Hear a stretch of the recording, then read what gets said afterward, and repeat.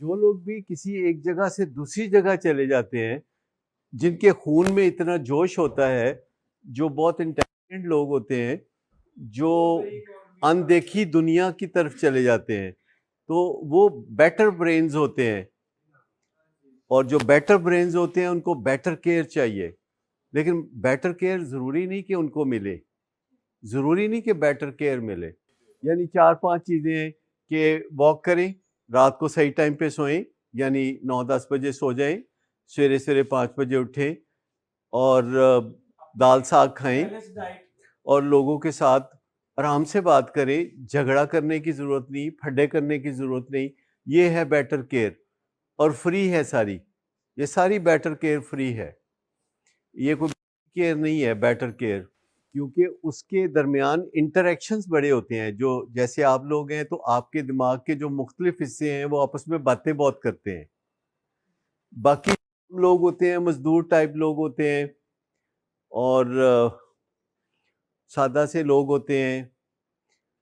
محنت مزدوری کی، آج کا کمایا کھا لیا، کل کی فکر نہیں کرنی. ہینڈ ٹو ماؤتھ سے بھی بدتر، بچوں کو پڑھانے کا نہیں سوچا، کچھ نہیں کرنا ہونا. ان کے دماغ کے مختلف حصے آپس میں کوئی باتیں نہیں کرتے، اور وہ بس ایسے ہی زندگی گزار کے چلے جاتے ہیں. مطلب وہ کچھ بھی نہیں کرتے. یہ اللہ کا نظام ہے. اللہ نے ہر بندے پیدا کیے ہیں. کچھ بندے ہیں جو بہت کچھ کرنا چاہتے ہیں، 10 بندوں کا کام اکیلے کر رہے ہوتے ہیں، ان کی 10 کمپنیاں ہوتی ہیں، وہ آگے 2-4 کمپنیاں اور بنانے کا بھی سوچ رہے ہوتے ہیں.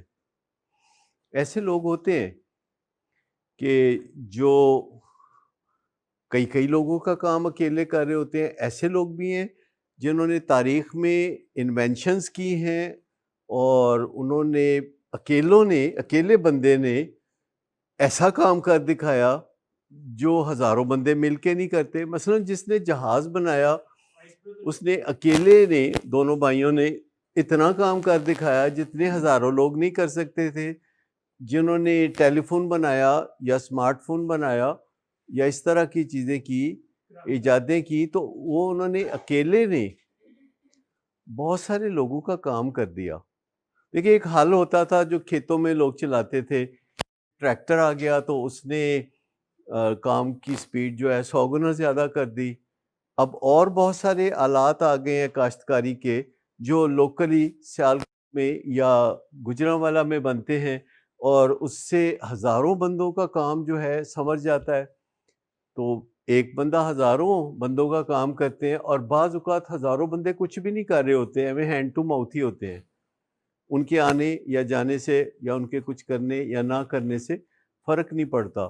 آپ اپنی آرگنائزیشن چلاتے ہیں، آپ اپنے ذہن میں کوئی بندہ لائیں جو کہ اگر 2-4 دن نہ بھی آئے تو کچھ نہیں ہوئے گا.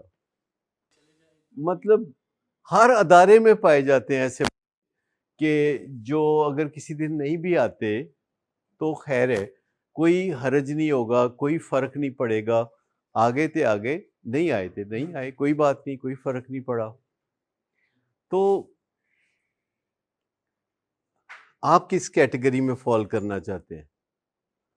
کہ آپ آئیں اس دنیا میں کوئی فرق نہ پڑے، آپ جائیں اس دنیا سے کوئی فرق نہ پڑے، تو کھیچل ہی ہے نا خام خادی، مسئلہ ہی ہے نا.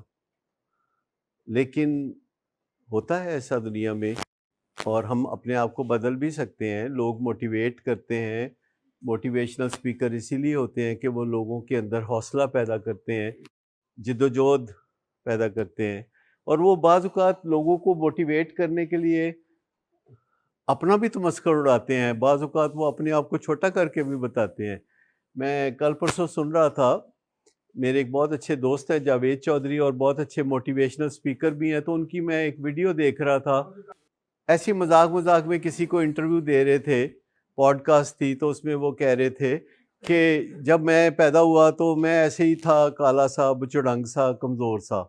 تو میرے گھر والوں نے، ویسے تو کہتے ہیں ہمارے خاندان میں تعلیم سے کوئی لینا دینا نہیں تھا، اب کوئی پڑھنے لکھنے کا کوئی مسئلہ نہیں تھا، اور تعلیم کو ہم مردوں کا کام سمجھتے تھے. تو میرے گھر والوں نے سوچا کہ یہ کالا سا بچہ ہے تو اس کو اسکول داخل کرا دو.